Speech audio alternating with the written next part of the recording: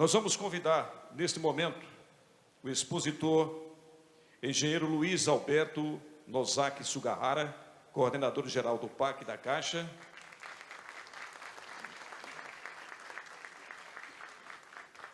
Como debatedores, convidamos o engenheiro Davi Barbosa Castro, diretor da ANEAC, o engenheiro Sérgio Rodovalho Pereira, gerente nacional de padronização e normas técnicas da Caixa, engenheiro Murilo Celso de Campos Pinheiro, presidente da Federação Nacional dos Engenheiros, e convidar um sergipano, mais precisamente aracajuano, nosso querido engenheiro doutor Henrique Ludovici, que é gerente de universalização de energia da Eletrobras e Eletronorte. Engenheiro Henrique Ludovici, que há alguns anos atrás foi o superintendente da SMTT aqui de Aracaju. A SMTT é a Superintendência Municipal de Transportes e Trânsito, e que fez um excelente trabalho. A gente tem saudade do trânsito de Aracaju, do tempo dele, porque hoje não está fácil, né?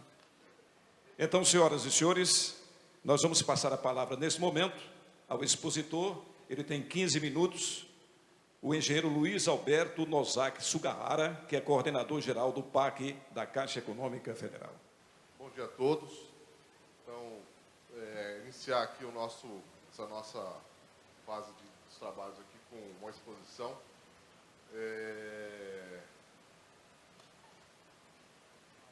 Bom, deixa eu começar então, né? Depois a gente faz uma rápida exposição aqui, em seguida a gente parte para os debates e a interação com a plateia, que eu acho que tem uma oportunidade muito rica aqui da gente conversar sobre esses temas e propor soluções que, entendo, nós temos um campo muito fértil aqui para evoluir propostas e novas soluções para a infraestrutura, dado que nós estamos aqui no momento em que nós temos, acho que, mais recursos, em que pese os recursos não sejam suficientes para toda essa infraestrutura, mas hoje a gente tem mais recursos que capacidade de gastar, que isso é uma das coisas impressionantes nesse processo. Ou seja, nós estamos com um bom dilema ultimamente.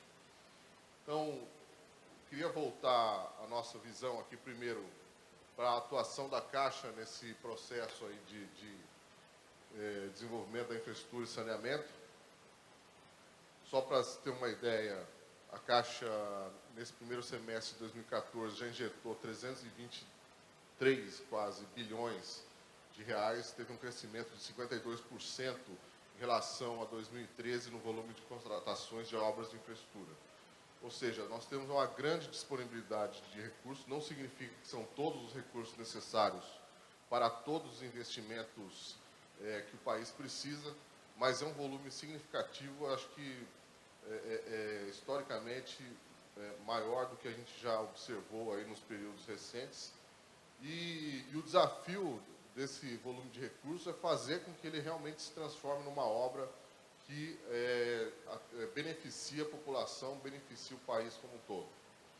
Nós temos aí 14 bilhões de contratos em termos de compromissos vinculados às verbas de OGU, né, que vocês, uma boa parte do público que opera com esses recursos sabe do intenso grau de regramento sobre os quais esses recursos estão submetidos, né? Novamente, nosso desafio é buscar soluções para que eles sejam bem aplicados de forma rápida, para atingir o mais rápido possível os benefícios. E até o fim do ano temos uma expectativa de mais 20 bilhões para obras de infraestrutura. Uma carteira ativa que deve atingir ao final do ano 170 bilhões de reais em obras de infraestrutura. Isso acho que é público, né? Tanto que os jornais já vêm apresentando o crescimento dessa carteira. O lucro da Caixa vem aumentando notadamente de 2009 até agora, né? Em 2009 teve uma contratação da ordem de 4,6 bilhões em saneamento e infraestrutura. Em 2011, esse montante já passou a 13 bilhões, né? Em maio de 2013, tinha uma expectativa em projetos de Project Finance da ordem de 32 bilhões de financiamentos voltados para o setor de saneamento e infraestrutura. destaque. E já em 2013, né, tinha uma contratação acumulada de quase 300 bilhões e um crescimento da ordem de 6,1% a 113%. No caso de óleo e gás, que é um setor que a gente entrou com mais força recentemente, né, e o Fundo de Marinha Mercante, já tivemos aí 4,7 bilhões no Fundo de Marinha Mercante e projetos em análise da ordem de 10 bilhões. São números que acho que hoje, reuniões recentes que eu fiz em algumas unidades, o pessoal fala assim, hoje eu estou com um projeto pequeno, 50 milhões. Então, esses números fazem com que projetos importantes pareçam relativamente pequenos, dada a grandeza dos volumes com os quais nós estamos operando hoje. Né? Aqui em agosto de 2014, é um mês, o Fundo de Investimento do Fundo de Garantia, né, do qual nós somos gestores, teve uma aplicação de 2,8 bi em projetos de energia. 70% do total de 4 bilhões. Ou seja, nós temos uma disponibilidade de recursos que eu acho que nós precisamos nos adaptar a trabalhar e fazer com que esses recursos sejam realmente aplicados. Então, ele vai ter um percentual, sei lá, um pouco acima, né, do custo usual de captação dos bancos, né, que é o, sei lá, mais de 100% do CDI. Que nos valores de hoje, que em termos de custos de recurso hoje, é um custo elevado. Se a gente busca recursos internacionais, dependendo do tipo de tomador, precisa ser feito aí uma proteção contra a variação cambial, fazer um hedge. Essa também é um desafio. Então, o custo do hedge, se for uma operação privada, por exemplo, ele precisa ser incluído e pode ser um custo que acaba deixando o custo final dos investimentos elevado. São pontos são desafios que precisam ser vencidos no momento que hoje nós estamos com uma taxa de juros um pouco mais alta, mas a partir do momento em que essa taxa começar a diminuir para valores um pouco mais baixos, nós temos que ter alternativas de financiamento, porque essas alternativas, os funds hoje tradicionais, estão com sua capacidade de investimento chegando no seu limite de disponibilidade de recursos. Então, esse desafio de buscar mais recursos é um dos que nós temos que avaliar, evoluir e assim, ter soluções aí de como fazer para ter esses investimentos necessários aí contratados e sendo desenvolvidos. Essa é uma visão da nossa carteira. Né? Nós temos hoje aí contratos firmados em 2014 da ordem de 18 bilhões, como já foi dito antes. Isso sobre as diversas formas de visão. Esses 18 bilhões podem ser divididos entre aí 11 bi de operações descentralizadas e 7 bi de operações estruturadas, que basicamente correm na matriz. Por setor, 4,4 no setor privado, 14 no setor público, ou se PAC e não PAC, 7,8, 10,7. São visões diferentes de enxergar esses 18 bilhões que foram aplicados. Da mesma maneira,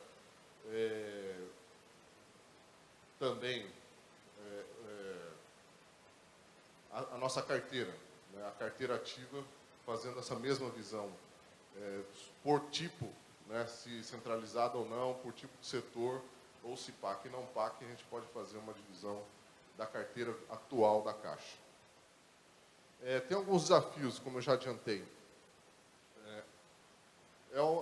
No caso do papel da Caixa, especificamente na nossa área de engenharia, né, na qual nós estamos tratando aqui no evento, eu acho que nós temos que ampliar o papel da engenharia no conhecimento global das operações. Eu acho que a gente precisa se envolver um pouco mais no desenvolvimento pleno das operações. Eu acho que esse momento de verticalização da área é uma boa oportunidade em que nós vamos ter cada área da empresa como uma unidade de negócio. Isso é importante porque as áreas vão ser responsáveis por todo o processo e a discussão sai desde o funding até a sua operação e até a inadimplência dessas operações. É um processo em que nós vamos ter uma visão integrada e a área toda, ter toda a visão do processo é importante, é um desafio não só para ter a visão do processo, mas para evoluir o conhecimento necessário para que esses processos se desenvolvam da melhor forma. Temos que aprimorar as análises e acompanhamento dos empreendimentos, objeto das concessões comuns e de PPP, por exemplo, que nós estamos agora, por exemplo, no caso de mobilidade, com alguns empreendimentos de mobilidade já contratados sob a forma de PPP, que é uma maneira nova de contratar, por exemplo, recursos do OGU com PPP, que estão submetidos a uma série de regramentos aí, que são característicos desses recursos do OGU, e precisamos encontrar maneiras de enquadrá-los ou até de mudar as regras, de adaptar essas regras para essa nova visão de forma de investimento. Eu acho que o conhecimento existente no país, ele está ainda em desenvolvimento. O desafio que é colocado é a gente ter um entendimento melhor desse processo. E eu acho que essa plateia aqui, mais os colegas que estão aqui, que são da empresa, tem uma capacidade, ou uma possibilidade, ou melhor, uma disponibilidade de dados que pode gerar um conhecimento para definir quais são os parâmetros e as regras de segurança e de efetividade maior na aplicação de recursos nessas novas modalidades que estão se implementando. Consolidar a nossa atuação da Caixa em novos segmentos, logística, naval e grandes corporações, que também precisa de uma visão diferenciada sobre o aspecto de risco, sobre o aspecto dos resultados e a forma como se aplica volumes muito grandes, né, nos quais a gente tem que ter a preocupação sobre a aplicação total e o benefício que esses recursos vão ter, e às vezes, por uma série de questões, a gente fica olhando detalhes que eu acho que nós temos que ter argumentos necessários para olhar as coisas com a devida importância no seu devido tamanho. Às vezes, pode se perder muito tempo analisando coisas de detalhes muito pequenos, deixando que esse benefício, aliás, fazendo com que uma parte desse benefício demore muito a chegar na população que necessita. Então, esse grupo que está aqui, eu acho que é um grupo que tem condições de, com os dados e com as operações que são feitas, buscar soluções aí e informações necessárias para a gente realmente dizer para os órgãos de controle ou para a sociedade de uma maneira geral quais são os pontos que precisam efetivamente ser verificados para garantir uma determinada margem de segurança que essas operações sejam adequadamente evoluídas. Né? Que é justamente essa questão de desenvolver um sistema de análise paramétrica de custos e banco de dados de obra e infraestrutura em todas as áreas nas quais nós atuamos.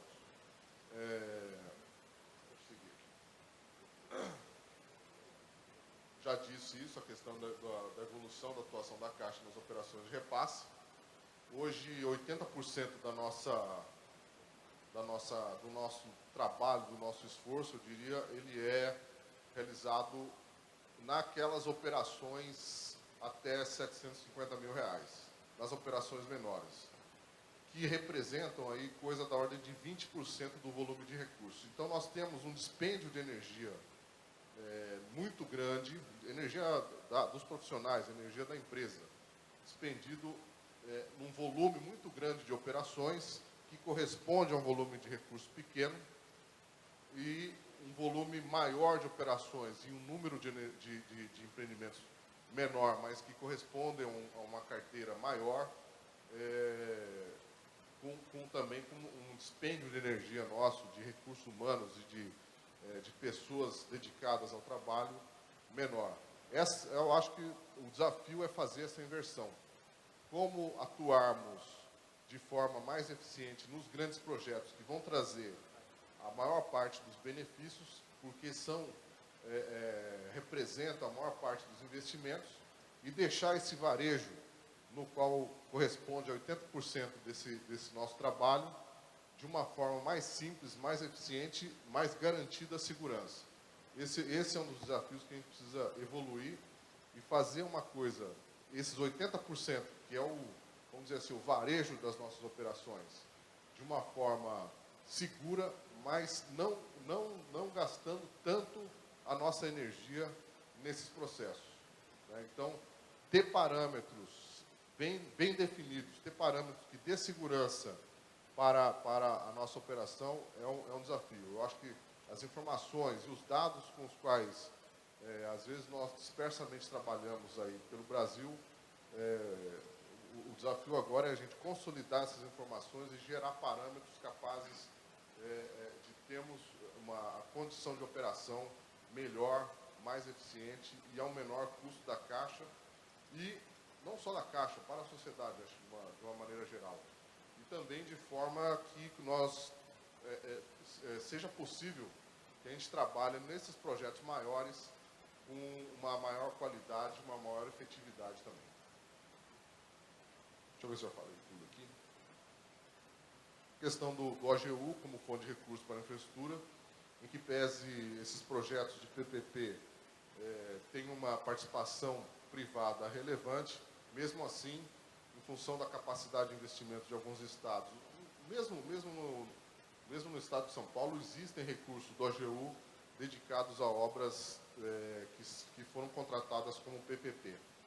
Ou seja, é uma fonte de recurso que ela é relevante nesse processo, neste momento, e uma fonte da qual nós somos mandatários para executar esse orçamento de uma forma adequada.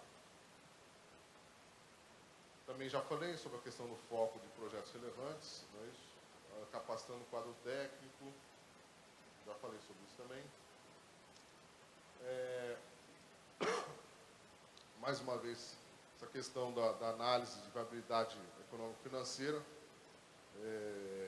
Acho que ainda temos muito caminho para evoluir nesse tipo de processo de análise. Estamos assim, com alguns projetos de PPP em evolução. Alguns de vocês talvez já tenham participado de alguns grupos de trabalho lá na Matriz. Então, esses conceitos precisam ser rapidamente evoluídos e difundidos, né? E muitas vezes aprimorados. Esse debate no qual nós estamos entrando agora, ele é importante, aí eu acho que tem um espaço muito grande de conhecimento a ser desenvolvido aí necessário. Essas formas diferentes de financiamento, eu acho que tem uma possibilidade muito grande. Quem foi lá os projetos das Olimpíadas lá no Rio de Janeiro foram também financiados no tipo PPP. Nós ainda não entramos, acho que nessa operação. Vários outros aí estão em desenvolvimento. Então, essa tecnologia já está, a tecnologia que eu digo assim, de estruturação financeira, já está disponível, e eu acho que ela vem como uma forma, uma alternativa importante de suprir, como eu disse, essa necessidade de recursos, de funding para esses novos investimentos. E esses projetos são complexos e envolvem vários ramos do conhecimento. E, às vezes, não é só o fato de envolver alguns ramos do conhecimento. Às vezes, é o fato de envolver tecnologias que ainda estão disponíveis num número pequeno de fornecedores. Então, às vezes, nos deparamos com algumas dificuldades que são inerentes a esse tipo de tecnologia que hoje estão disponíveis. Então, se a gente contar aí no mundo o número de empresas que produzem VLT, por exemplo, ou que produzem vagões e trens de metrô, por exemplo, não é um número muito grande de empresas que são capazes de dominar esses processos do material rodante, dos sistemas de controle, que são sistemas sofisticados e que não têm um número muito grande de fornecedores. Então, temos um domínio maior do que existe hoje, do que foi feito no mundo, de como esse processo pode ser internalizado num país como o Brasil, esse entendimento é um processo que precisa ser rapidamente internalizado e dominado para que a gente tenha segurança e cada vez mais uma produtividade, uma efetividade maior na implantação desses projetos. Então, só para ilustrar, né, esses projetos que acho que quem opera com esses já conhece, mas para os que ainda são de outras unidades, né, então a construção de embarcações são coisas que não eram usuais na Caixa. Nós estamos operando o financiamento desse tipo de solução de infraestrutura. Rodoanel em São Paulo, que eu acho que uma boa parte conhece, também tem recursos operados aí pela Caixa. As usinas grandes aí de Belo Monte, Giral, essas termoelétricas, aliás, eólicas, né, que fizemos investimentos grandes no Nordeste. O metrô do Distrito Federal, o metrô de Salvador, que é um dos casos que está ainda em evolução, é uma PPP com recursos de financiamento, recursos de OGU e uma operação de financiamento privada. Então, é uma solução nova na qual nós estamos, neste momento, desenvolvendo. E os desafios que se colocam aí, né? Se considerarmos todas as necessidades de investimentos, é um estudo do ano passado, mas acho que esses números mudaram um pouco. Em logística, na parte de rodovias, 242 bilhões, que envolve as rodovias, ferrovias, portos, o próprio trem de alta velocidade, aeroportos, 148 bilhões em energia, petróleo e gás, 80 bilhões, totalizando aí coisas da ordem de 470 bilhões de reais, que não é pouco, e a gente quer pegar uma boa parte dessa fatia. A gente quer ter um share expressivo nesse bolo de recursos que precisa ser necessário, e o desafio é estarmos capacitados e desenvolver as soluções aí que são necessárias. Bom, é isso. Vou deixar agora o espaço para o debate aqui. Muito obrigado. Bom, aí foi, portanto, o engenheiro Luiz Alberto Nozaki Sugahara, coordenador-geral do PAC da Caixa Econômica.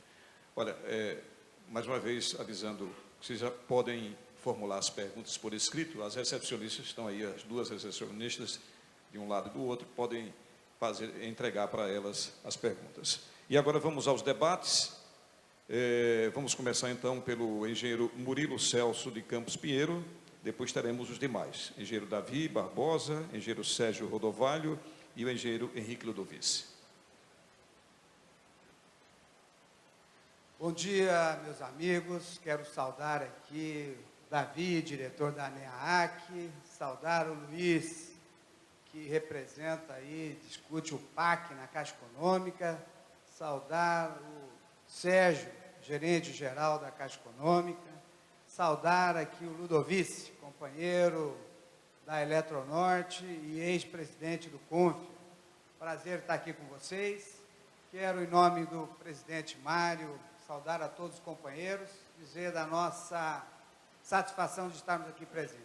Obviamente, eu não quero fazer uma discussão tão técnica como fez o Luiz, até porque em cima dele que nós temos que fazer as perguntas que vocês têm que fazer, que é o conhecedor, é quem está aí defendendo, se colocando nessas condições. Meu nome é Murilo, sou presidente da Federação Nacional dos Engenheiros. Fico muito contente nessa colocação do PAC, porque o PAC, ele foi originário, quer dizer, o nosso projeto Cresce Brasil, mais desenvolvimento, mais engenharia, é que deu origem ao PAC. Em 2006, nós fizemos uma discussão muito séria dentro da Federação dos Engenheiros do Brasil, onde nós achávamos o seguinte, que nós tínhamos que discutir infraestrutura, que nós tínhamos que discutir crescimento e desenvolvimento do país, de uma forma que nós não tínhamos só que criticar, nós tínhamos que apresentar propostas, nós tínhamos que ter propostas factíveis para que pudéssemos contribuir para o desenvolvimento e crescimento do Brasil. Então, nós montamos um projeto chamado Cresce Brasil, mais engenharia, mais desenvolvimento. Esse projeto, naquela época, em 2006, nós apresentamos a todos os candidatos a presidentes da República e todos os candidatos a governadores. O Lula estava indo para a reeleição. Ele pediu a, hoje, presidente da República, Dilma Rousseff, ao Paulo Bernardo, ao Guido Mantega, que estivessem conosco, logo depois da eleição dele, da reeleição. Eles foram, nós discutimos, e falamos também com o Sérgio Fernandes, que era o ministro da Ciência e Tecnologia. Naquele momento, nós apresentamos um projeto, esse daqui, que foi objeto, esse já é a última versão, mas aquele do 2006, que foi objeto de mais de 30 seminários ao longo do Brasil todo, e que nós trouxemos profissionais e apresentávamos propostas de saneamento, meio ambiente, energia, ciência, tecnologia, engenharia, transporte e assim por diante. Discutimos até a Amazônia. E naquele momento, nós apresentamos a cada um desses ministros que basearam, montaram um PAC, que foi, sem dúvida nenhuma, uma grande medida adotada pela Presidente da República, porque há muito tempo que nós tínhamos um crescimento muito pequeno. Nós não tínhamos alguma coisa voltada a desenvolvimento e crescimento. E o projeto de aceleração do crescimento foi uma medida extremamente valorosa para todos nós, cidadãos brasileiros. E a partir daí nós fizemos um novo documento, fizemos um documento chamado O Cresce Brasil e o PAC, uma análise comparativa, aonde nós queríamos também propor, queríamos discutir o que deveria ser mais incluído.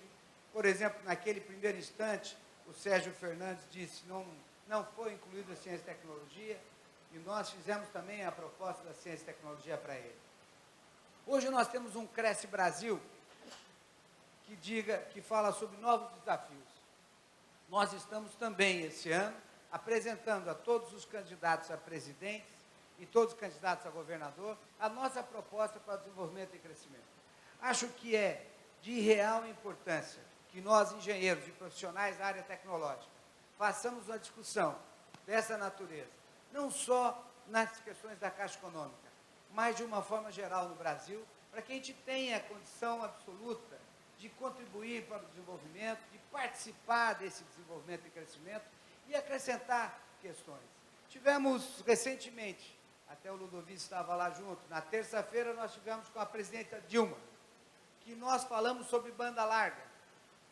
Ela fez um amplo debate, a propósito, tem um conhecimento muito grande nessa área de banda larga, que nós entendemos que a banda larga deve ser considerada como uma necessidade, como um bem, como um serviço de real importância, como é o saneamento, como é a energia, como é o transporte.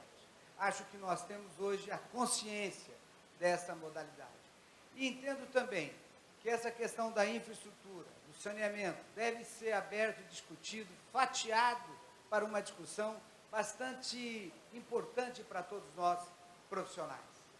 Eu me coloco à disposição da ANEAC, me coloco à disposição de vocês, para que a gente junto possamos construir ideias, discussões nessa direção, na direção do aprofundamento, da participação da área tecnológica, do profissional de formação universitária. Eu quero com isso, rapidamente, essa minha intervenção, agradecer a oportunidade de estar aqui com vocês e me coloco à disposição. E parabéns pela sua disposição.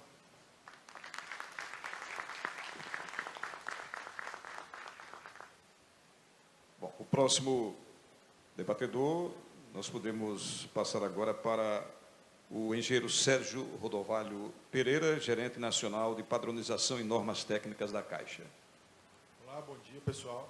Inicialmente, gostaria de agradecer aqui aos colegas que estão aqui na frente, né? Ludovice, representante da Eletrobras, Murilo, Federação Nacional dos Engenheiros, Davi, representante da ANEAC, Sugahara, da COPAC. E gostaria de agradecer também a todos os colegas da ANEAC, em especial Mário, né, que nos convidou para poder aqui estar com vocês hoje um pouquinho pela manhã, para que a gente possa discutir um pouquinho esses assuntos que estão do nosso interesse, né, e tão atinentes à nossa atuação no dia a dia na Caixa. Então, Sugahara já tocou vários pontos extremamente importantes aqui, mas algo que fica patente na fala dele, né, é a palavra desafio. E acho que eu gostaria de tocar um pouquinho nesse assunto, né, no desafio. Quando eu recebi o convite, e foi inevitável, né, começar a refletir um pouquinho sobre a nossa trajetória, a minha trajetória pessoal dentro da Caixa, mais do que isso, a trajetória da engenharia da Caixa, né, desde que eu passei a fazer parte do quadro da empresa, né. Então, entrei na Caixa em 2003, Murilo era o gerente de engenharia lá da época, né, e trabalhando com o Murilo lá, por vezes a gente se deparava com contratos de 5, 10 milhões, e aqueles, muitas vezes, eram os maiores contratos que a gente tinha dentro da unidade. E hoje, esse número, ele se multiplicou, né, por mais de milhares, né? Então, a gente tem operações hoje, uma única operação alcança 5 bilhões, às vezes até mais que isso. Então, ao longo desse tempo, a maneira como a gente atua, ela foi mudando ao longo do tempo, né? Então, a própria maneira, o regramento, né, para a operação do OGU, ele foi mudando ao longo do tempo. A natureza das obras em que a gente atua foi mudando também ao longo do tempo. E a gente passou, inclusive, a atuar em outros nichos de maneira que a gente não atuava anteriormente. Um lado muito bom dessa mudança foi que a Caixa correspondeu, o corpo técnico da Caixa correspondeu.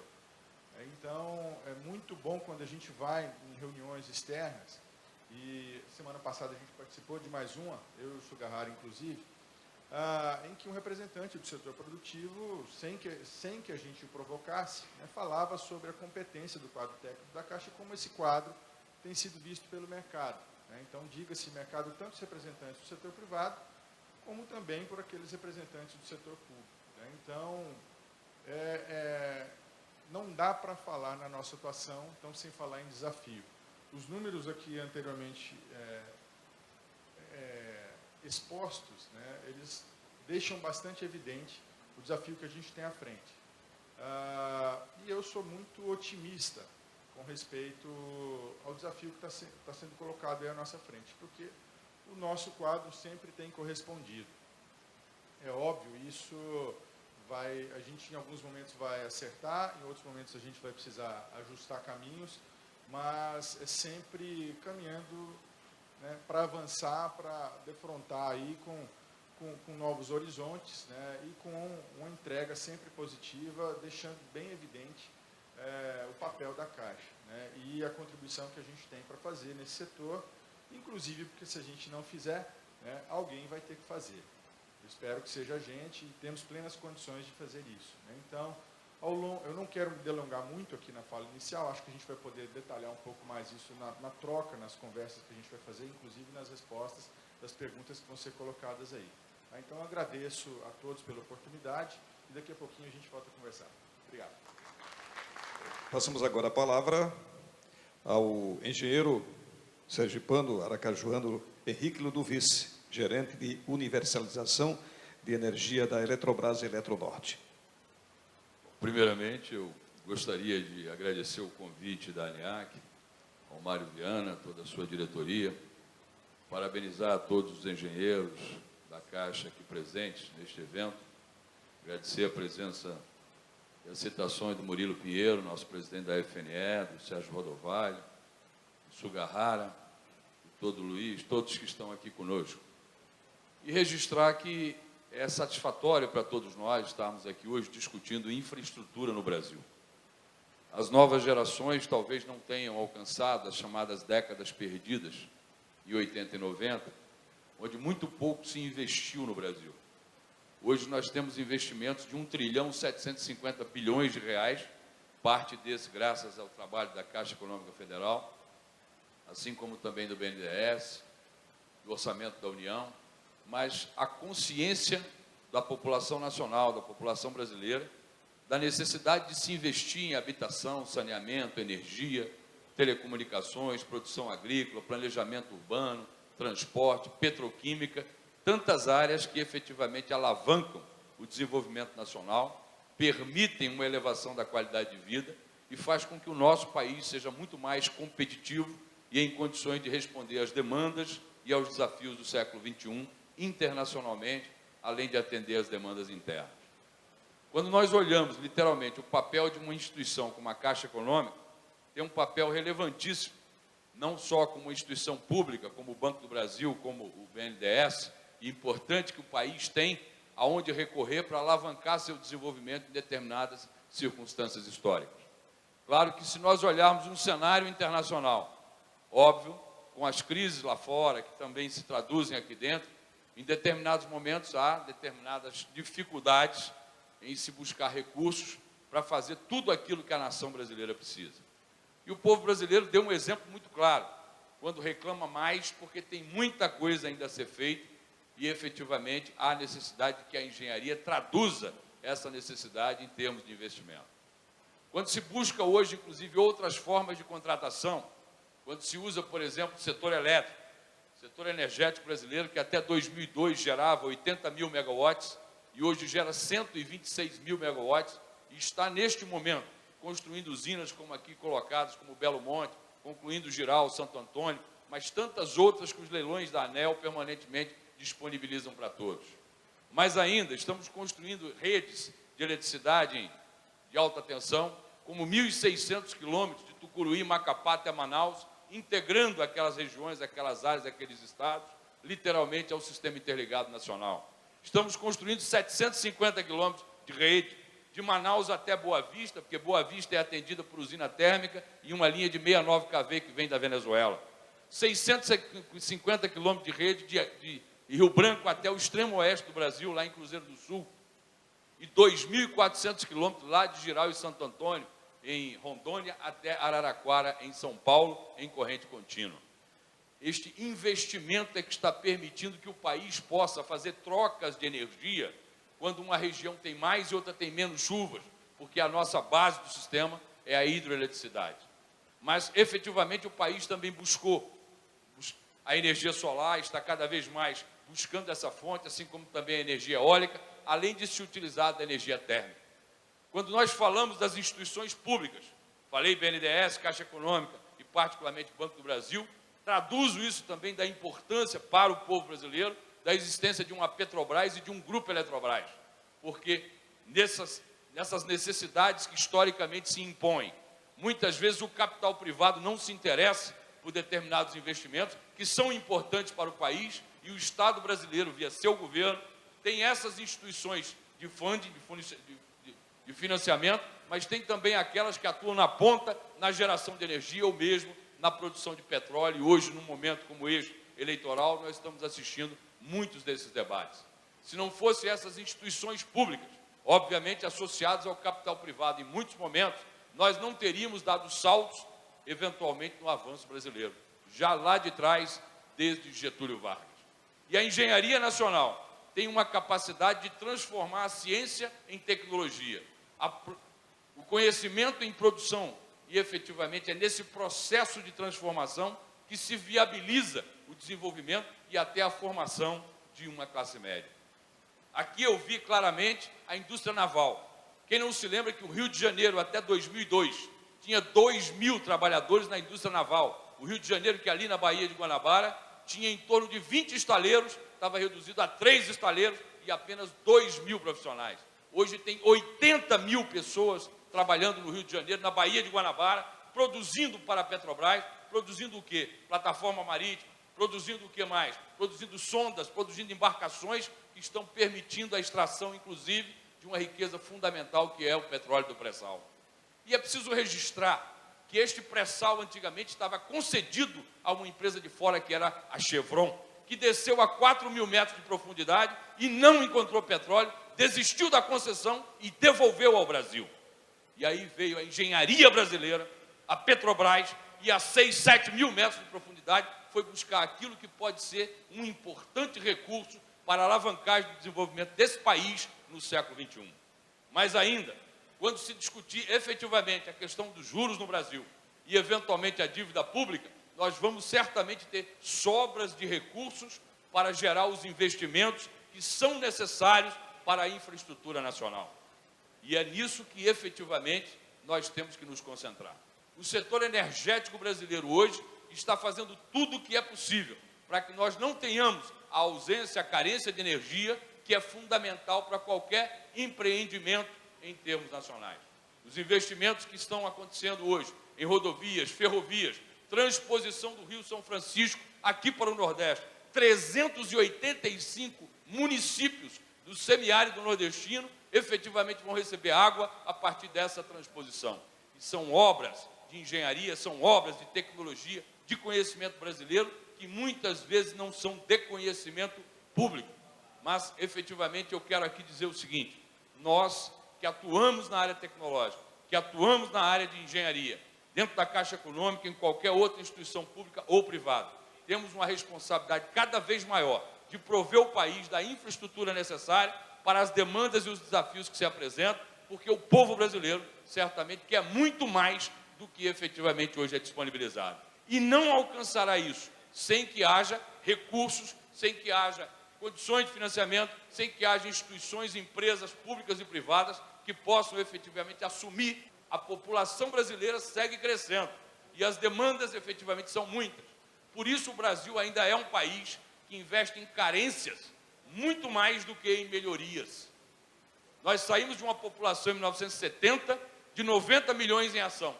Chegamos no ano 2000 com 170 milhões de brasileiros e agora temos 200. Crescemos 110 milhões de pessoas em 40 anos, enquanto a Alemanha se permanecia estável, a Argentina permanecia estável, a Espanha permanecia estável e assim todos os países do denominado primeiro mundo. 110 milhões de pessoas a mais, temos carências em habitação, saneamento, energia, em todas as áreas de infraestrutura. Na medida que a população vai se equilibrando e essas carências são atendidas, sobra mais recursos para investimentos em melhorias. O trabalho da Caixa certamente não vai parar na construção da infraestrutura, porque a demanda seguinte vai ser a melhoria de tudo aquilo que eventualmente tivesse sido feito antes, na busca de melhores tecnologias que possam trazer melhor rendimento aos empreendimentos que estão hoje sendo eventualmente construídos. Então eu queria agradecer a oportunidade aqui de estar nesse evento e dizer que nos colocamos à disposição também para discutir as questões seguintes que vierem a ser apresentadas. Muito obrigado.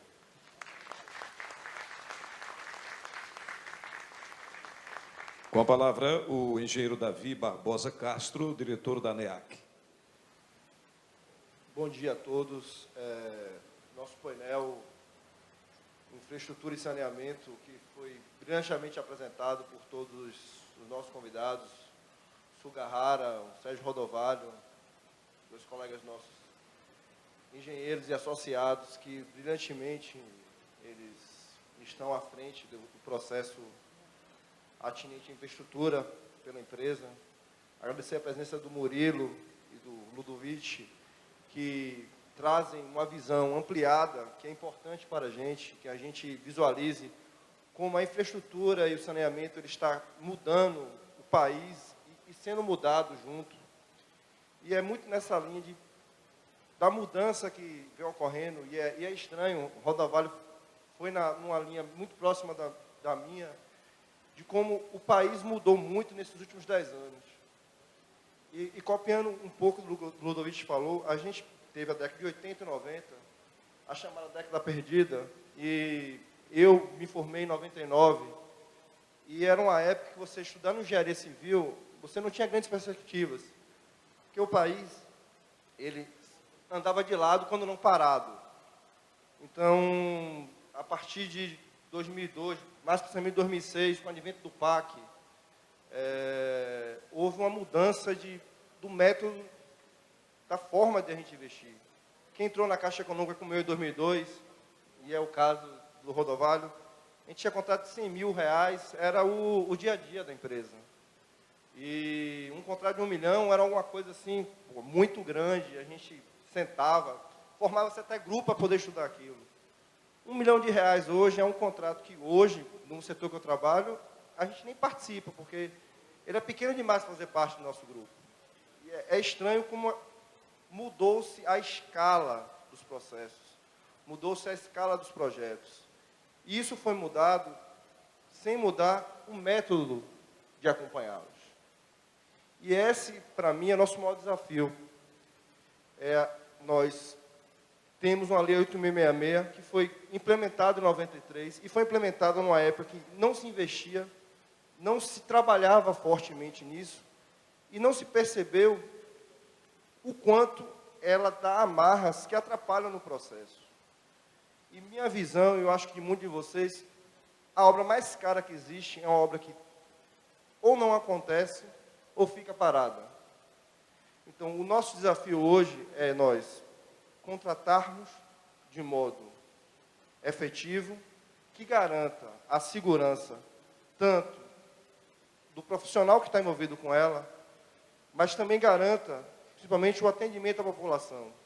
E nessa linha, a gente está implementando vários regimes de contratações diferentes, como o RDC, PPP, parcerias públicos-privadas, mas o complicado desse processo é que nós estamos implementando isso com a bicicleta andando. E você fazer a engrenagem da bicicleta mudar pedalando é trabalho, é complicado, é um desafio para todos nós. E eu acho que esse espaço aqui é um espaço importante para a gente enriquecer essa discussão e propor um método de implementarmos isso com a maior segurança possível para todos os envolvidos. Quero agradecer a presença de todos e gostaria de abrir o espaço para discussões, perguntas, para a gente conseguir melhorar essa discussão. Bom, já temos algumas perguntas aqui.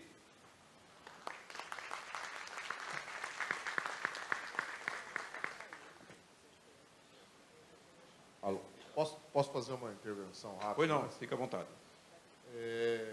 Sobre essas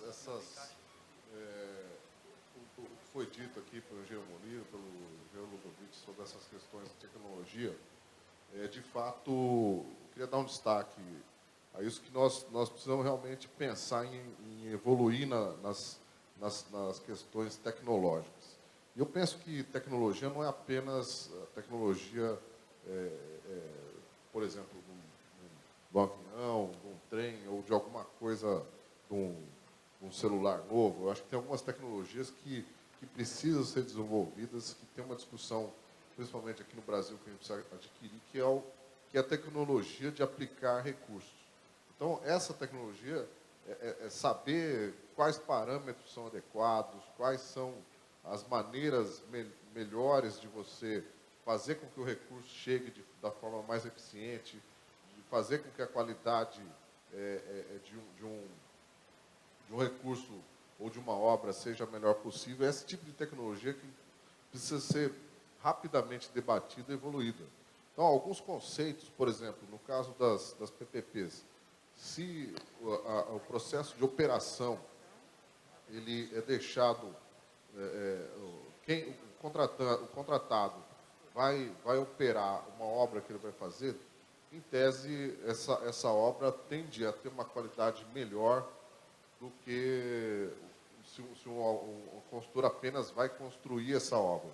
Porque com a visão do processo de operação, por exemplo, ao longo de 30 anos, faz com que, mesmo que o investimento inicial seja maior, você reduzir o custo de operação faz com que se compense você gerar um investimento maior, reduzindo a manutenção, reduzindo as operações de uma maneira e ter uma visão global ao longo desse processo. Então, essa questão da tecnologia, ela tem que ser ampliada, inclusive com a visão da tecnologia melhor de aplicação de recursos. Acabou de ser citado formas diferentes de contratar, se RDC, se com base nas regras tradicionais da 8666, ou se repassar a operação de um processo para um operador, na qual ele vai construir e operar um sistema, qual dessas maneiras é a melhor possível, como financiar isso e como isso pode gerar um benefício maior, apenas olhando a questão de um sistema ou de algum investimento que precisa de uma operação. Eu acho que pensar esse desafio é uma coisa que precisa ser bem debatida e colocada. Eu gostaria, se também possível, antes de iniciar as perguntas, citar algo, aproveitando a fala do Davi, em relação à questão da Lei 8666, que lá atrás, 93, representou até um avanço em relação ao antigo Decreto 200, que regia os processos licitatórios de contratações no país, lá no início da década de 90, até o início da década de 90. Mas é importante registrar, eu citei aqui, por exemplo, que o setor elétrico brasileiro vem construindo muitos megawatts em linhas de transmissão. Mas é preciso dizer que o regime hoje é o da SPE. São sociedades de propósito específico. Há um leilão conduzido pela ANEEL, na Bolsa de Valores, e efetivamente quem vence aquela obra ou aquele empreendimento é uma sociedade de propósito específico, que 50% mais um do seu capital é uma empresa privada, de forma que ela não se submete, portanto, à Lei 8666. Se assim fosse exigido, certamente nós não conseguiríamos vencer nos prazos que efetivamente estão definidos nos editais. Então, quando eu citei aqui Belo Monte é uma SPE, é uma sociedade de propósito específico, que tem 49,9% do capital público, 15% do grupo da Eletrobras Holding, 15% da Chesf e 19,9% da Eletrobras Eletronorte. 49,9%. 50,1% é de capital privado, de maneira que esta empresa, que é então majoritariamente privada, não se submete aos ditames ou às regras da Lei 8666. E assim a nossa companhia tem participação em 18 SPS. A Chesf tem 45 SPS. Furnas e Eletrosul, respectivamente, uma série de outras. Então, o setor energético brasileiro encontrou um mecanismo para que os empreendimentos possam ser executados e as empresas públicas do setor elétrico possam ser partícipes e acionistas desses empreendimentos. E, obviamente, tem condições de indicar diretores dessas unidades novas construídas e aferem rendimentos desses empreendimentos ao longo da sua concessão. É importante que se diga. Há um tempo atrás, também só para efeito de registro, a Petrobras era demandada pelo Tribunal de Contas da União para que ela também se submetesse à Lei 8666. E o que a Petrobras efetivamente apresentava é que ela competia num mercado altamente competitivo internacional, que a Petrobras compete com a Chevron, com a Exxon, com a Mobil, com a British Petroleum, com a Texaco, e aí sucessivamente. E ela não tinha condições de competitividade se ela fosse submetida a uma regra a qual as outras não eram submetidas, efetivamente, no mercado internacional. Então, houve um momento que havia uma disputa jurídica entre o que entendia o Tribunal de Contas da União, o que entendia a área jurídica e técnica da Petrobras, e havia quase que um departamento inteiro de advogados defendendo que a Petrobras não se submetia àquele regime da Lei 8666, e acabou tendo uma decisão no STF, no Supremo Tribunal Federal, tirando a Eletrobras dessas exigências, dessas obrigações. O grupo Eletrobras, na medida em que ele também criou as condições de se internacionalizar, também requereu essa mesma condição. Ainda não foi alcançado, ainda não foi concedido, porque há tantos empreendimentos ainda a ser feitos em termos de energia elétrica no Brasil, que a ação internacional do grupo Eletrobras ainda é muito restrita, pequena, comparativamente à sua ação em território nacional. Mas um dia, certamente, vai buscar e vai demandar a similaridade de interpretação e de entendimento que a Petrobras alcançou no próprio Supremo Tribunal Federal. Obrigado. Davi, gostaria de só fazer, peço perdão, mas como o Ludovic já tocou no assunto da Lei 8666, quando a gente começa essa discussão, a gente vê, ficou claro que o país mudou, né? Então uma série de coisas mudaram, só que a gente continua aplicando a Lei 8666, e acho que mesmo na Lei 8666, a gente precisaria discutir um pouco melhor, retomar a discussão de alguns conceitos. Então, quando eu vou no artigo 3º, e fala ali que o poder público deve escolher a proposta mais vantajosa, a gente percebe que ao longo dos anos, essa questão da proposta mais vantajosa, ela ficou restrita à proposta com menor custo financeiro. E nessa discussão, eu nunca vi uma licitação em que, por exemplo, um dos pontos de julgamento fosse a entrega ou a conclusão daquele projeto num prazo mais exíguo. Então, quanto custa para o poder público, para a população, receber um hospital 6 meses antes? Em termos de saúde pública, quanto custa receber um sistema de tratamento de água 1 ano antes? E quanto custa uma obra não concluída a ausência daquele benefício para a população. Eu entendo que isso tem que ser retomado nessa discussão do que é a proposta mais vantajosa. Hoje, a proposta mais vantajosa, o entendimento que se tem, e inclusive isso sai até no jornal, inclusive de uma maneira inadequada, mas a proposta mais vantajosa é a de menor custo, quando na realidade não é. Então, inclusive, esse conceito, a gente tem que retomar essa discussão, não só da legislação, que precisa sim ser revista, mas até mesmo a aplicação de alguns conceitos que, acredito, foram sendo desvirtuados ao longo dos anos. Bom, abrindo aqui o espaço de perguntas, a primeira pergunta que a gente tem é para o Murilo, da FNE.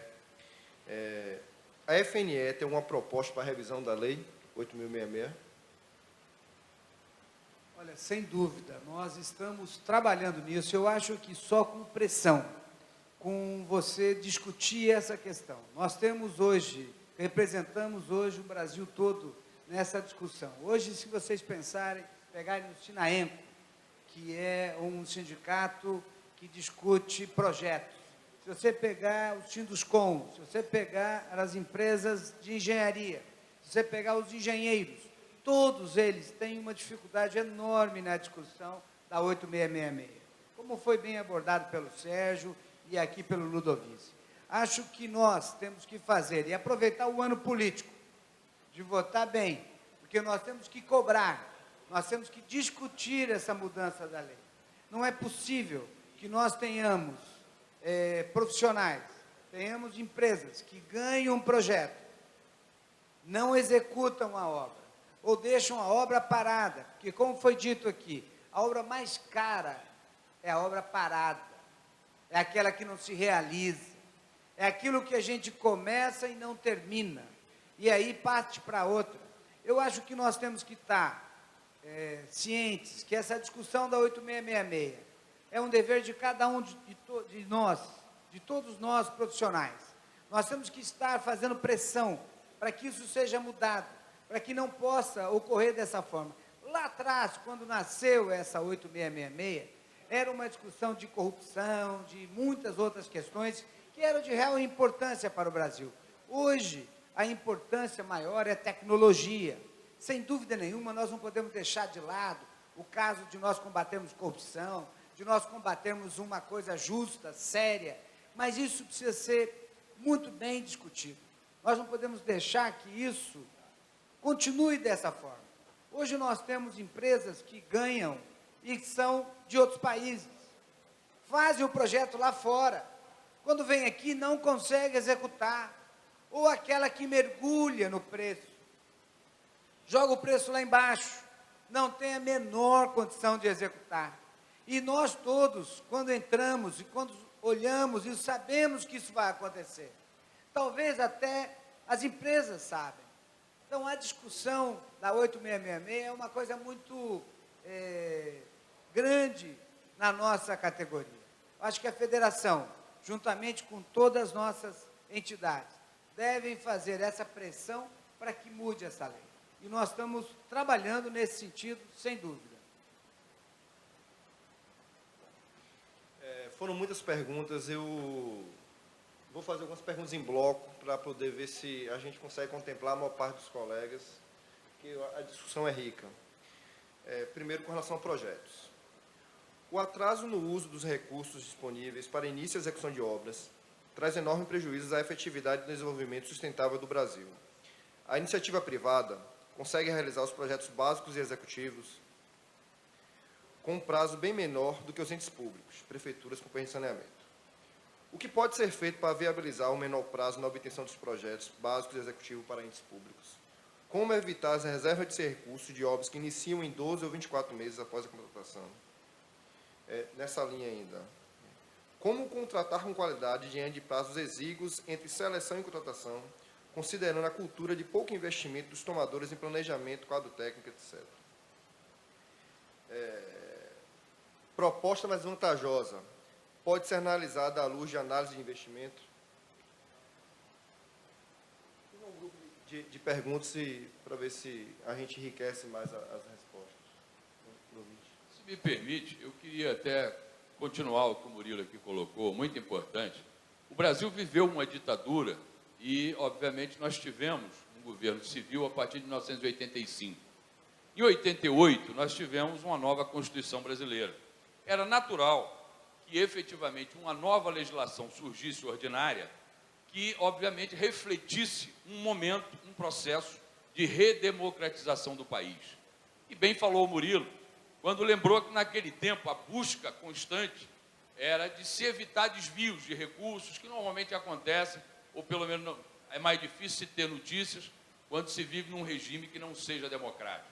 Então, a sociedade brasileira, na rua, elegeu constituintes e buscou elevações, melhorias, evoluções da legislação que efetivamente veio a partir da Constituinte, e a Lei 8666 de 93, ela efetivamente refletiu aquele momento. Mas hoje é preciso evoluir esse processo. E é preciso de registrar o seguinte: os projetos, os planejamentos, as execuções, a fiscalização de obras e empreendimentos são atribuições inerentes à atividade de engenharia. Mas, normalmente, quem julga é um juiz. Quem acusa é um procurador, que é alguém da área do direito, que muito pouco, ou às vezes até muito pouco mesmo, entendem ou sabem daquilo que efetivamente está ali no objeto daquela ação, sob o ponto de vista da execução. E aí temos situações de decisões, onde bem aqui dito da questão da contratação, que o técnico, o profissional, que vai julgar aquela proposta licitatória, aquela que é mais vantajosa, na visão que foi colocada pelo Rodovalho, mas que eventualmente não é o menor preço, tem que se justificar e correr o risco de ser acusado de ser alguém que está protegendo uma agressão ao ente público ou ao recurso público. Porque quem vai fazer a ação ou vai denunciar, muitas vezes anonimamente, no Ministério Público, e depois vem uma ação sem que as pessoas sequer sejam convidadas à fase inicial para ir lá prestar um esclarecimento e tentar dizer ao procurador que aquilo não é do jeito que ele eventualmente está entendendo. Porque um empreendimento é maior do que o que está escrito eventualmente num artigo ou num inciso de uma lei. E decisões de justiça, também eventualmente, em muitos momentos, a gente vê, por exemplo, quando você vai a Manaus e você vê 6 aviões ali apodrecendo há quase 20 anos, é decisão de justiça. Quando você vai a Brasília e encontra 6, 7 aviões apodrecendo da antiga Transbrasil, Vasco e etc., é decisão de justiça. Quando, na verdade, qualquer um na área de engenharia teria pego aquele em 6 meses, mandava licitar, guardava o dinheiro na Caixa Econômica, aplicado, e depois, quando a situação se resolvesse, alguém receberia um recurso que não está deteriorando no tempo. É preciso que a justiça brasileira também seja permeável a eventualmente ser informada sobre aquilo que não está, literalmente, na formação dos juízes, dos procuradores, dos desembargadores, dos ministros, porque não está na formação dos advogados. Então, esse tipo de ação tem que ser debatida e ampliada, reverberada num Congresso Nacional, para que antes das pessoas, muitas vezes, serem acusadas e ficarem temerosas lá nos seus birôs de trabalho, nas suas, efetivamente, departamentos específicos, elas possam prestar esclarecimentos sobre as opções que foram feitas em termos de planejamento, elaboração de projetos, execução de obras, fiscalização, orçamento e assim sucessivamente. Então, a Lei 8666, ela foi um avanço em relação ao seu tempo, mas ela hoje, efetivamente, amarra de tal ordem, muitas vezes, a área pública, que inviabiliza determinados empreendimentos no prazo ou mais. Faz com que, muitas vezes, o setor público não tenha a competitividade do setor privado. E aí, eu tenho muito receio quando se coloca, porque o setor privado é mais rápido, mas é no setor privado também que há a maior precarização de trabalho, é no setor privado também, onde não se cumpre, muitas vezes, os direitos que estão previstos da área trabalhista brasileira. Então, essa velocidade, essa rapidez, muitas vezes, é atropelando uma série de outras legislações. Então, é preciso sopesar isso, e o Estado brasileiro, numa discussão de alto nível como essa, tem que efetivamente verificar que o tempo necessário para a elaboração de um projeto é o tempo onde as pessoas que lá estão envolvidas desenvolvam o seu trabalho, mas sem ferir uma série de outras circunstâncias que estão dentro do conceito da cidadania, que foi alcançada após duras lutas que o povo brasileiro travou lá atrás, no passado. Então, a velocidade de um empreendimento, ela é compatível com a legislação, mas ela tem que ser compatível com a área técnica específica que estuda, que propõe, dentro dos limites da razoabilidade em termos de execução de um empreendimento.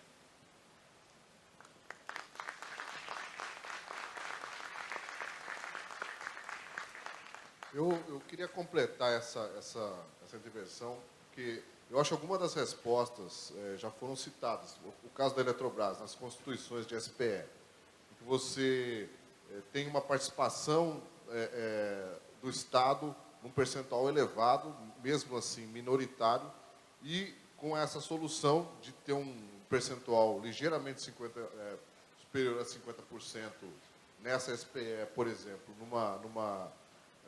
tornando-a dentro das regras do setor privado, é uma solução criativa, entendo, que pode, por exemplo, ser expandida para outros tipos de empreendimentos, outros tipos de intervenções, outras necessidades aí, não necessariamente com essa Constituição, mas com soluções criativas que podem dar agilidade, sem comprometer a qualidade, sem comprometer o nível de emprego dos trabalhadores, das demais questões legais envolvidas aí em todo esse processo.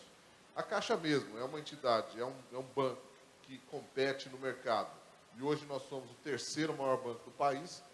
O primeiro é o Banco do Brasil, em segundo o Itaú, e nós estamos em terceiro lugar no mercado, também sujeitos ao regramento da 866, mas eu acho que nós temos aí espaços a contribuir nesse processo, porque hoje, por exemplo, temos a Caixa Par, nós podemos ter outras soluções de composição, de soluções ou até de participação minoritária em empresas que podem, por exemplo, agilizar esse processo de geração de projetos e toda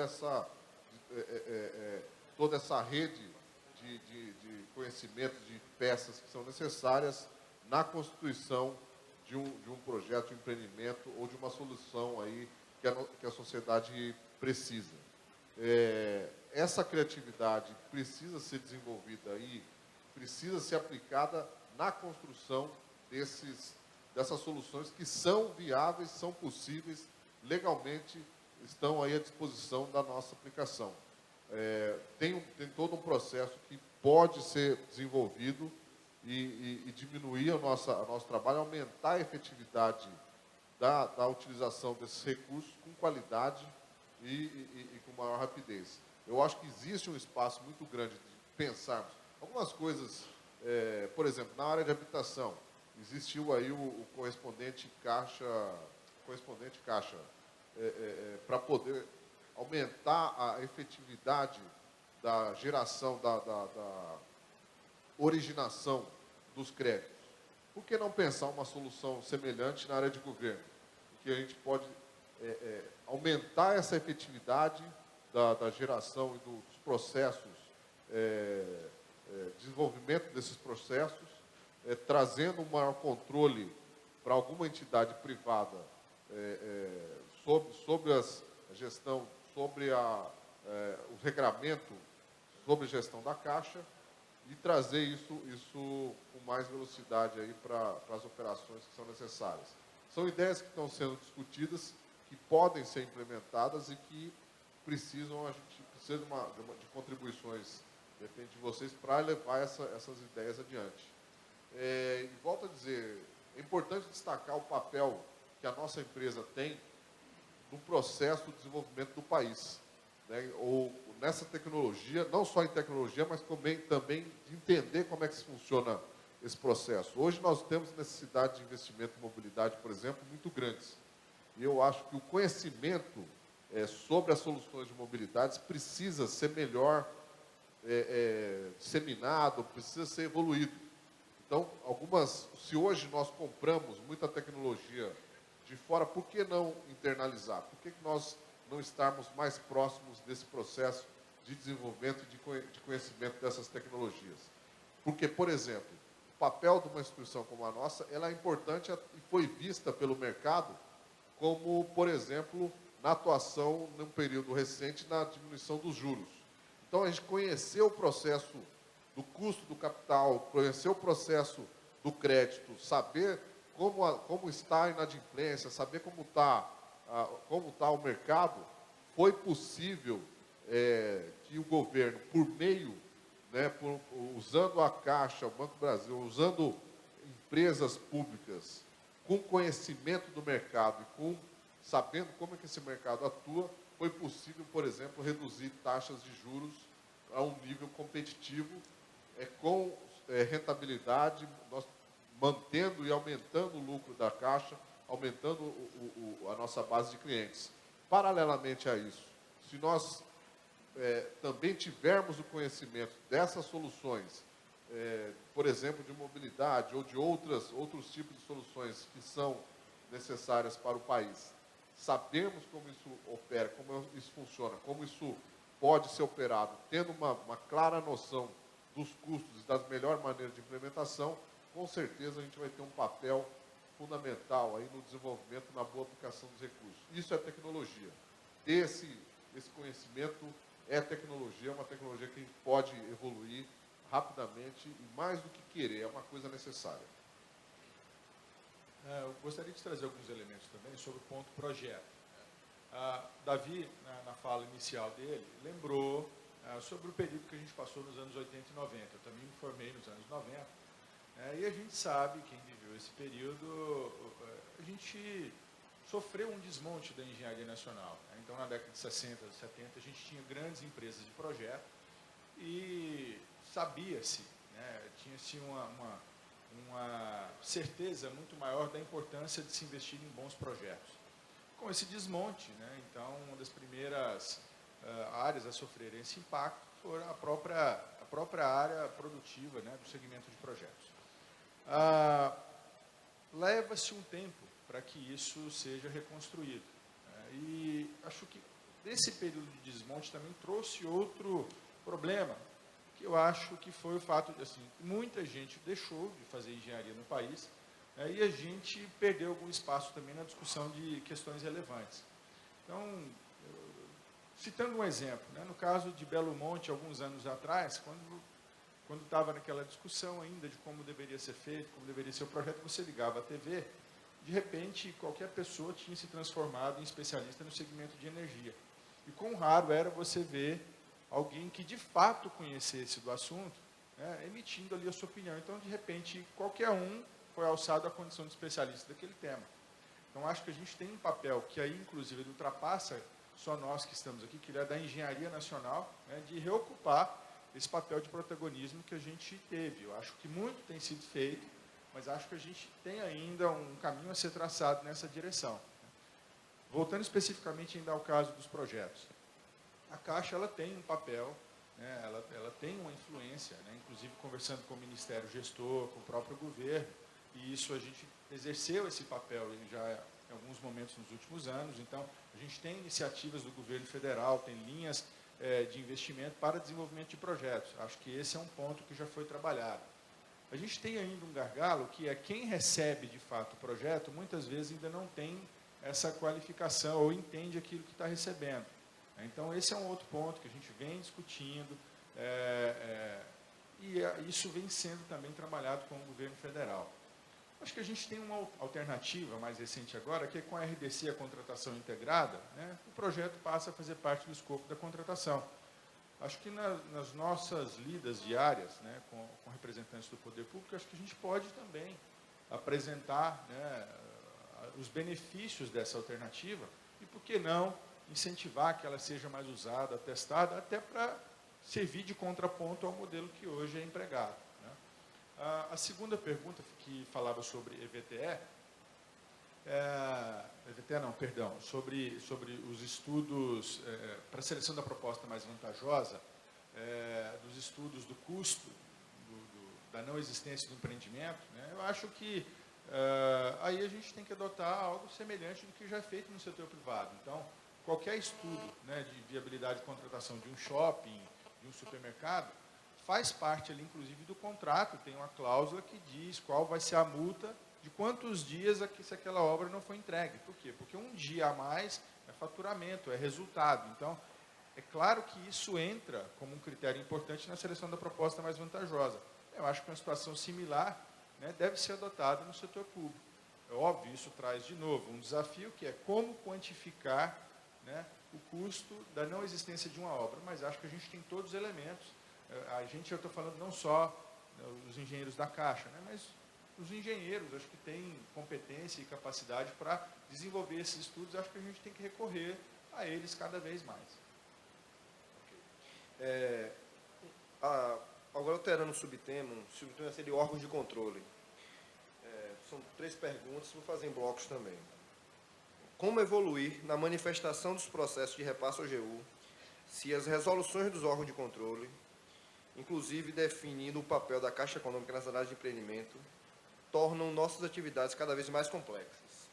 Como simplificar as análises, se estamos cada vez mais absorvendo em nossos normativos, por determinação dos órgãos de controles, atribuições de fiscalização do contrato entre um ente público e um ente privado, tais como verificação de desconto e licitação. Qual é a visão da GEPAD com relação a essa situação e como funciona essa tratativa com os órgãos de controle? E outro item aqui, a parametrização dos itens de infraestrutura, para as pequenas obras de até 750 mil é muito interessante. Entretanto, existe algum posicionamento dos órgãos de controle sobre a utilização desses parâmetros?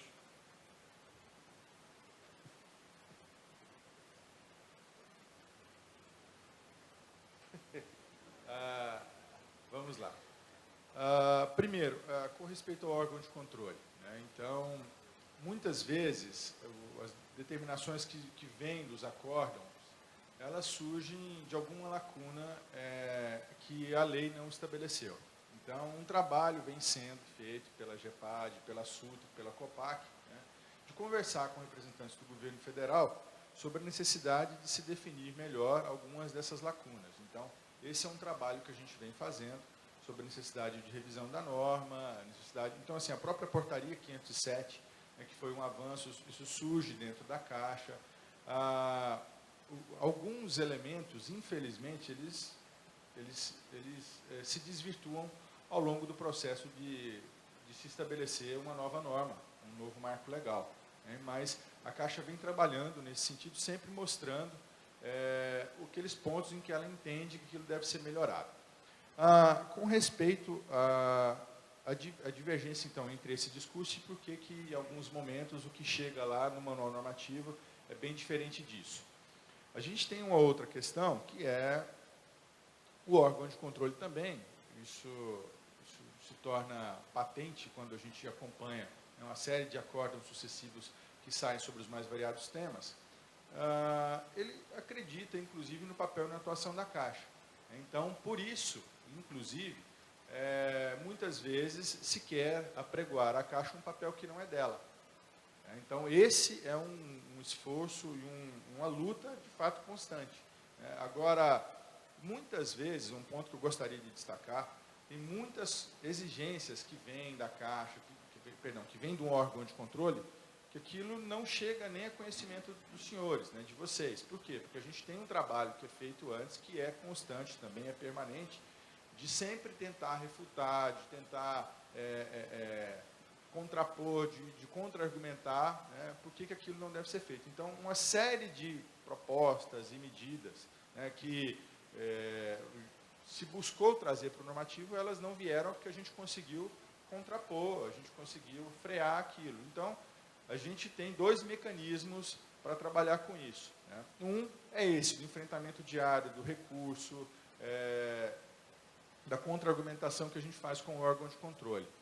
Evidentemente, a gente não ganha todas as batalhas, né? Alguns desses elementos acabam virando acórdão, a gente recorre ao jurídico, então a gente, num primeiro momento, a gente faz o contraponto técnico. Quando a gente não consegue lograr êxito, a gente faz o contraponto jurídico, a gente tem uma área específica, GEATS, dentro da matriz da Caixa, que faz também esse enfrentamento conosco. Então, a gente, nesse momento, faz o enfrentamento jurídico. Então, quando esgotadas todas as medidas possíveis, aí não resta outra alternativa, a gente é aconselhado, inclusive, pelo jurídico, dizendo, olha, esse ponto ele deve ser incorporado ao nosso normativo. Então, todos aqueles outros pontos que foram incorporados, isso ocorreu porque todos esses outros passos eles foram traçados e não se conseguiu o resultado que se queria. Tá? Esse é um campo, né, em que a gente tem para enfrentar e buscar o aprimoramento e a modernização, né, dos procedimentos. Um outro em que a gente atua também é esse que eu havia comentado anteriormente, né, de buscar conversar com os ministérios, com os gestores e com os legisladores a respeito do tema. Então, a gente tem uma agenda que foi estabelecida nos últimos anos com o Ministério do Planejamento, em que a gente tem discutido uma série de questões, né, uma série de sugestões, que a gente vem buscando com eles estabelecer a vigência de um novo marco legal, de uma nova portaria, de um novo decreto, que modernize parte desses entendimentos. Agora, isso vai ser uma luta constante, né? Enquanto a gente estiver na Caixa, vai haver sempre essa pressão para que mais elementos venham, né? E a gente vai ter sempre que discutir isso tecnicamente e também institucionalmente a maneira de dar conformidade a alguns elementos a gente explicar por que eles não devem ser adequados, não devem ser utilizados.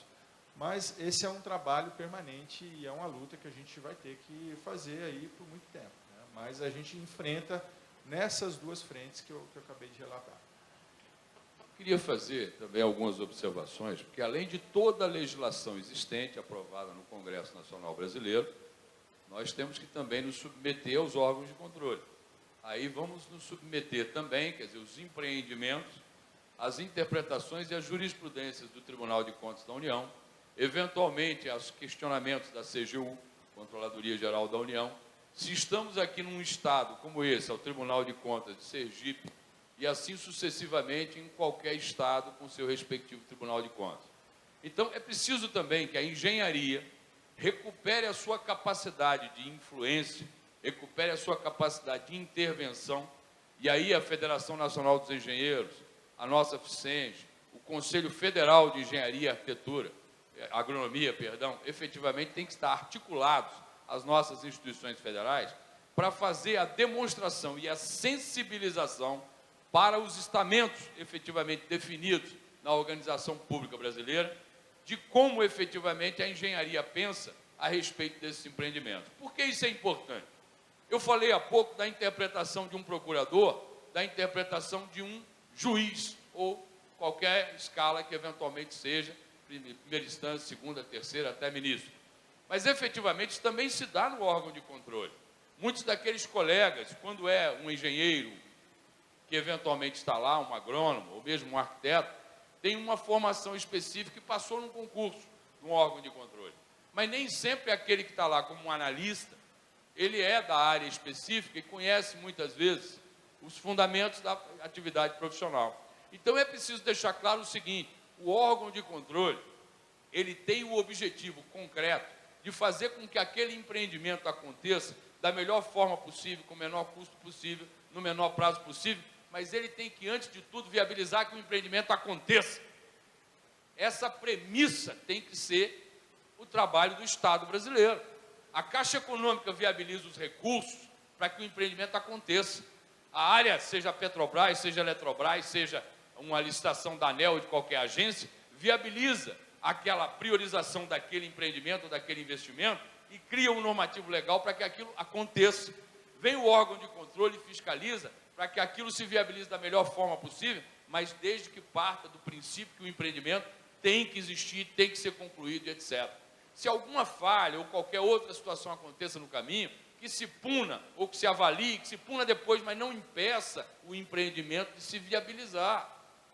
É preciso que veja que o custo disso, e foi falado aqui há pouco antes, particularmente pelo Murilo, isso é um custo que onera o Brasil e, eventualmente, deixa de trazer recursos e trazer resultados da conclusão daquele empreendimento. É preciso que isso fique muito caracterizado. Quando aqui foi dito as décadas de 70 e 80, 90, consideradas as décadas perdidas, ali a engenharia dominava, ou a engenharia ponteava no desenvolvimento nacional, e tinha carreiras que remunerava bem, engenheiro 1, 2, 3, até o infinito. A partir do momento que as décadas perdidas aconteceram, aí as demais outras profissões, com todo o mérito que tem, criaram as condições de chegar àquele nível que a engenharia se encontrava, e criou-se a figura dos analistas. Então, efetivamente, o que acontece? A gestão desses empreendimentos que elevam o PIB nacional, a qualidade de vida, muitas vezes está sendo realizada sem as condições técnicas necessárias. Isso é importante que seja registrado. Mas é importante também que se diga que essas áreas profissionais tem um papel relevante que tem que ser demonstrado e reconhecido outra vez. E outra, precisamos gerar desenvolvimento, porque a engenharia atua no desenvolvimento. A proposta política que vai gerir o país, independentemente de qual escolha de cada um, tem que ser voltada para o desenvolvimento, porque é aí que a engenharia se inclui, é aí que a engenharia efetivamente alcança a sua melhor condição. E é este o papel da engenharia em termos nacionais. Eu queria só observar mais uma coisa. Nós estamos sempre discutindo a questão, por exemplo, privatização-concessão. O Brasil, quando faz uma concessão, todo mundo sabe, o empreendimento é nacional. Eventualmente faz-se uma concessão por um período, que pode estar incluso a execução, seja de uma duplicação de uma rodovia, seja da construção de um aeroporto, uma ampliação, seja de uma usina hidrelétrica. Mas aquele empreendimento daqui a 30, 35 anos, ele é do país e será de novo, outra vez, licitado apenas para sua operação e manutenção. Aquele patrimônio é público. É preciso isso ficar muito claro, que há uma diferença grande entre privatização e concessão. Vou dar 2 exemplos. Lá atrás queriam privatizar a Petrobras, ela não foi porque o povo brasileiro não deixou.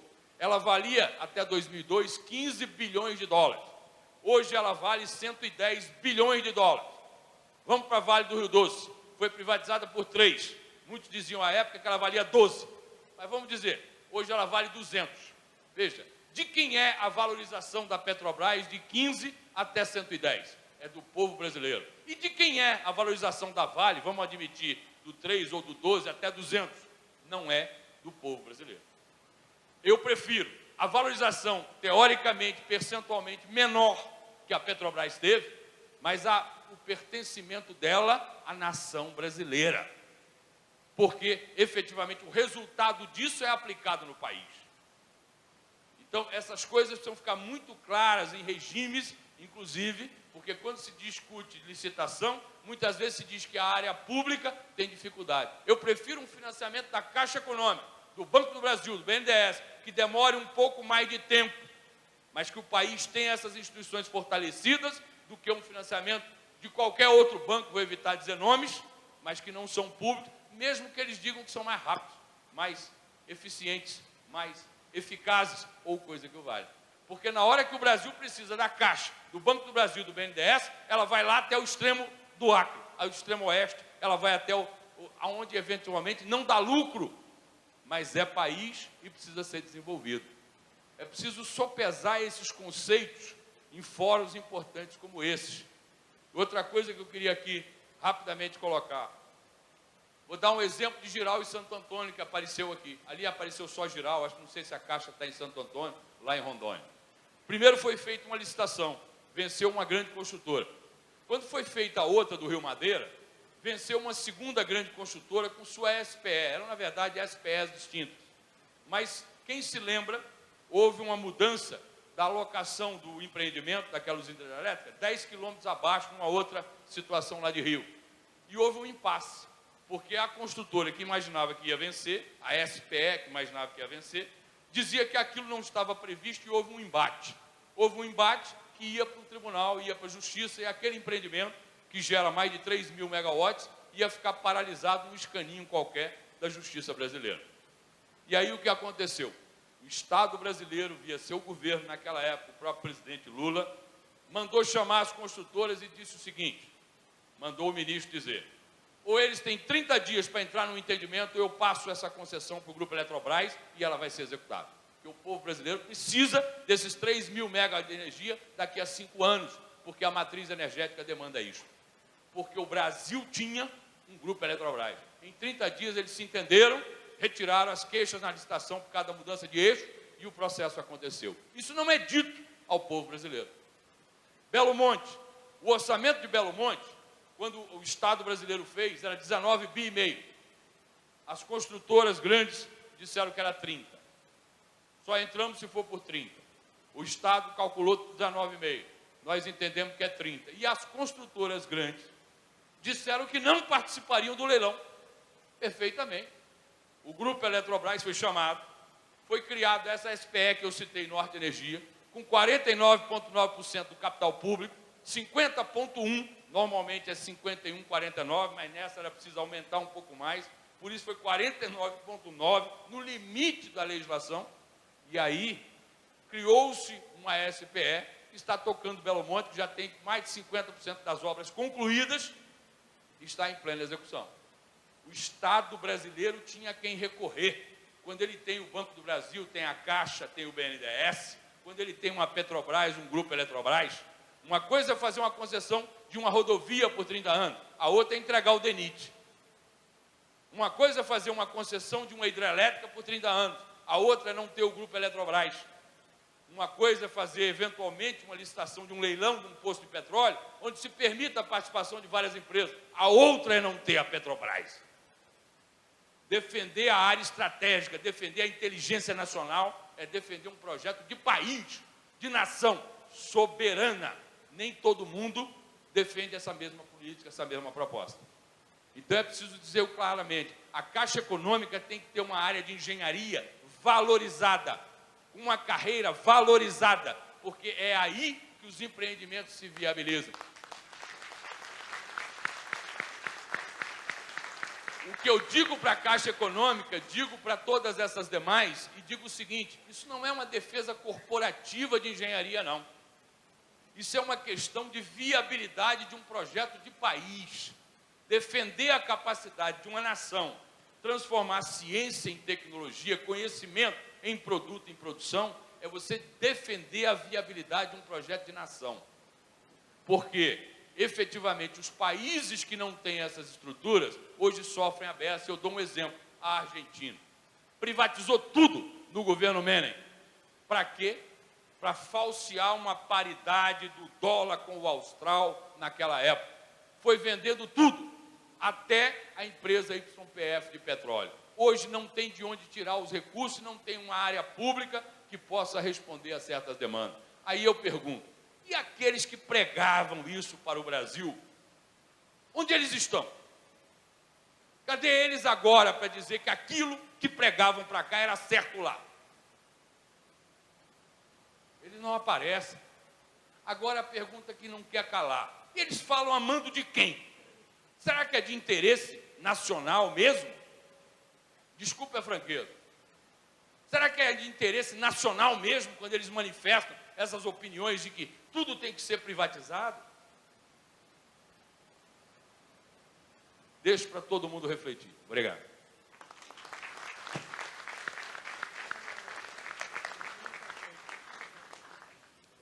Para Sugahara, existe algum plano para a capacitação dos profissionais, engenheiros e arquitetos da Caixa, para análise e acompanhamento de empreendimentos cujas tecnologias são novas no Brasil? Exemplo, TAV. O que a Caixa está fazendo para a capacitação dos seus empregados para trabalhar em projetos de infraestrutura e logística sob a ótica dos diferentes espécies de financiamento em voga? Ao Sérgio Rodovalho. Para Sugahara, o que você acha da ideia da Caixa contratar consultoria especializada para planejar e elaborar projetos, principalmente para as operações de varejo, que tem sido um grande gargalo para a efetiva aplicação dos recursos disponíveis? Sabemos que a maioria dos municípios não tem capacidade técnica e administrativa. Bom, deixa eu começar, então. O que a Caixa está fazendo? Eu acho que nós estamos pensando isso lá na matriz. Como fazer isso?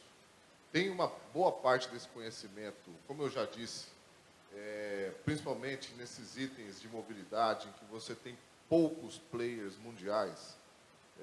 Entender esse processo é algo novo, eu diria que não só para a Caixa. Eu acho que até em termos nacionais é uma coisa que a gente precisa ter uma clareza, que não é só entender, ter argumentos, ter pertinência para poder debater com os órgãos de controle, com a sociedade de uma maneira geral, para dizer que nós estamos fazendo uma melhor escolha, uma escolha boa, e que vai resultar numa boa solução para o país.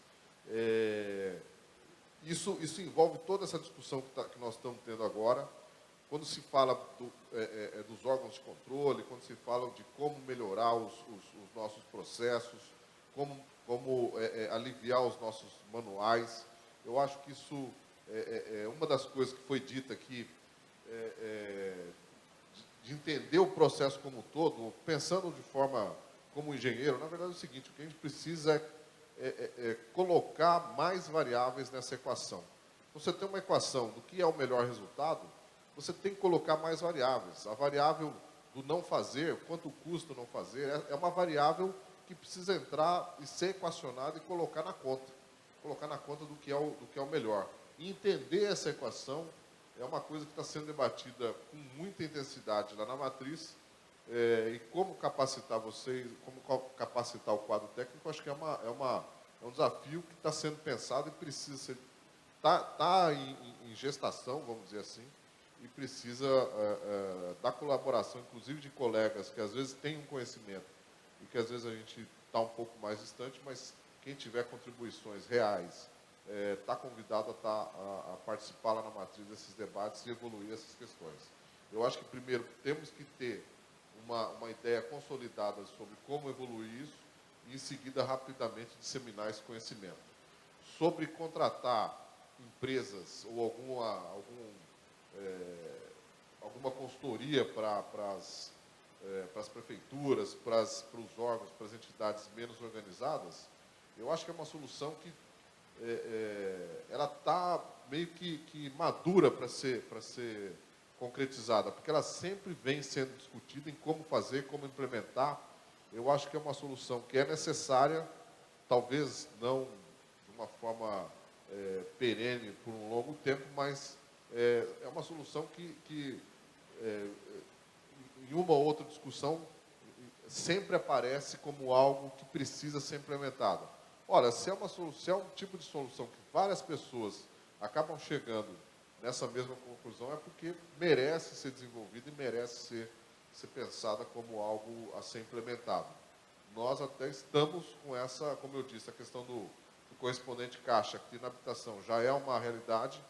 Por que não fazer isso aqui, por exemplo, na área de governo? Pode ser uma coisa que precisa ser realmente desenvolvida com bastante rapidez. E eu acho que algumas coisas que a gente não percebe, né? Eu só queria fazer citar aqui o colega que representa o setor elétrico aqui. Se tivesse faltando energia, se esse ar-condicionado aqui estivesse falhando e estivéssemos com calor hoje, eu acho que o setor elétrico e o planejamento do setor elétrico hoje seria notícia, como é hoje, por exemplo, notícia a falta d'água em São Paulo. Então, o fato de a gente estar aqui numa situação confortável com esse ar-condicionado ligado é resultado de um trabalho, de um planejamento, de um esforço, né, que não é notícia porque está funcionando. Então, a gente precisa pensar nisso, porque o fato de estar funcionando é uma coisa boa que não é notícia. E se a gente tivesse com o ar-condicionado num blackout aqui, isso seria uma notícia ruim. Eu acho que nós temos que dar essa notícia de que nós estamos aqui bem, nesse aspecto, e estamos funcionando.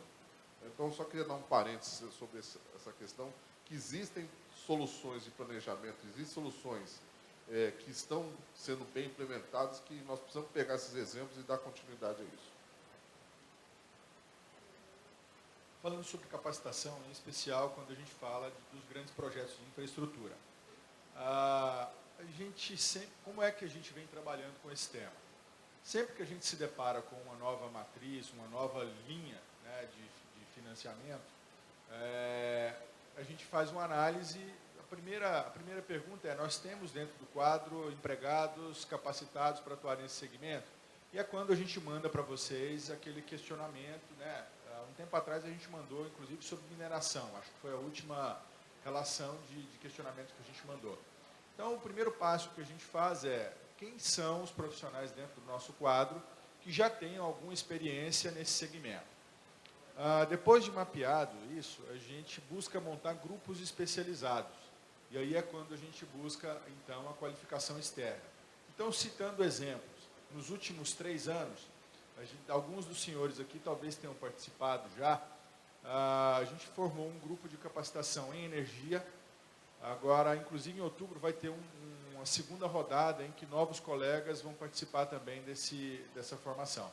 Então, a gente contrata universidades ou institutos de treinamento para que possam capacitar o nosso quadro.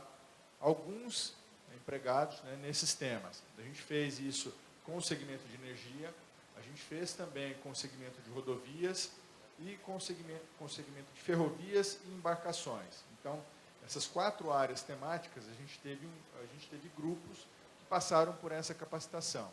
Por que não fornecer esse treinamento a todo o quadro?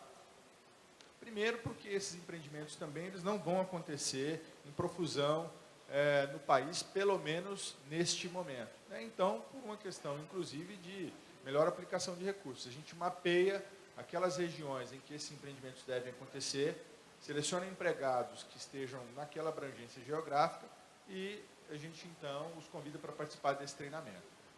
Se esse segmento vier, por exemplo, o segmento de energia, se ele vier a acontecer, está se falando agora num projeto a partir do próximo ano para pequenas centrais de energia eólica. Então, se isso de fato vier a acontecer, se for numa profusão maior, numa distribuição geográfica maior, aí sim faz sentido a gente fazer uma capacitação mais abrangente. Neste momento, a alternativa e a sistemática que a gente adota é de trabalhar com especialistas. Então, a gente tem, para cada uma dessas temáticas, aí, grupos de 15 a 20 empregados dentro do nosso quadro que têm atuado de modo mais especializado nessa análise. E aí, pegando já a segunda pergunta que havia sido feita, né, sobre consultorias externas também para atuar nesse segmento. Quando a gente se depara com uma operação que ela tem uma natureza mais episódica, não faz muito sentido, e a gente, em algumas situações, nem tem o tempo hábil para isso, a gente recorre a essas consultorias sim. Né? Então, a gente tem, como exemplos mais recentes, o caso de um pedido de financiamento de uma mineradora e de uma companhia siderúrgica. Nesses 2 casos, a gente fez a consulta interna, a gente não identificou empregados que tinham atuação nesses segmentos, e então a gente recorreu a grandes consultorias, a gente fez um processo de contratação que permitisse fazer a análise e esse acompanhamento. E mesmo nesses casos, a gente busca integrar já nessa análise e no acompanhamento profissionais do nosso quadro que possam já estar ali acompanhando todo o trabalho desenvolvido para que esse conhecimento também seja internalizado na Caixa. Okay?